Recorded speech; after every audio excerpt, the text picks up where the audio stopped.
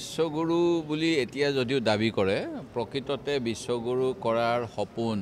আৰু সেই সপোনৰ দিশত আগবঢ়াৰ বাবে যিখিনি কাম কৰিব লাগে সেই কামখিনি আমি ৰাজীৱ গান্ধীৰ নেতৃত্বত হোৱা দেখিছিলোঁ যেতিয়া তেখেতে কম্পিউটাৰ শিক্ষাৰ প্ৰসাৰতাৰ কথা কৈছিল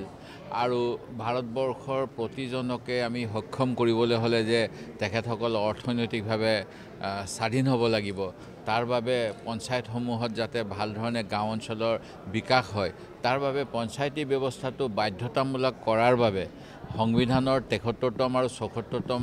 যি সংশোধনী আনিছিল সেই কামবিলাকৰো কৃতিত্ব মই আমাৰ নেতা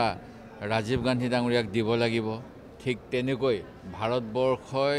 যাতে গোটেই বিশ্বতে এটা সন্মানীয় আসন পাব পাৰে তাৰ বাবে ওচৰ চুবুৰীয়া ৰাষ্ট্ৰসমূহত যেতিয়া সামৰিক অভ্যুত্থান বা কিবা হৈছিল সেইখিনি সময়তো ভাৰতবৰ্ষই এখন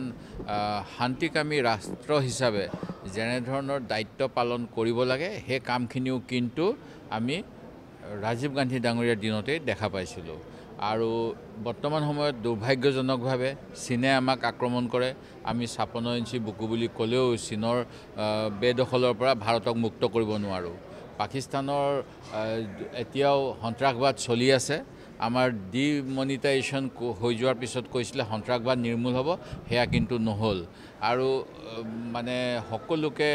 অধিকাৰ দিম বুলি কোৱাৰ পিছতো আজি দেশৰ ৮০ কোটিতকৈ অধিক মানুহক ৫ কিলোকৈ চাউল বিনামূলীয়াকৈ দিবলগীয়া অৱস্থা এইবিলাক কিন্তু বৰ্তমান সময়ত হৈ আছে ৰাজীৱ গান্ধী ডাঙৰীয়া যদি আৰু কিছুদিন দেশ শাসন কৰিলে হয় আমি বহুত উন্নতি হ'ল হয় এয়া নিশ্চিত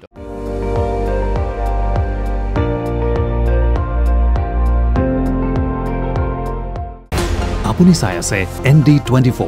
সৰ্বশ্ৰেষ্ঠ নহয় সৰ্বোত্তমৰ দৌৰ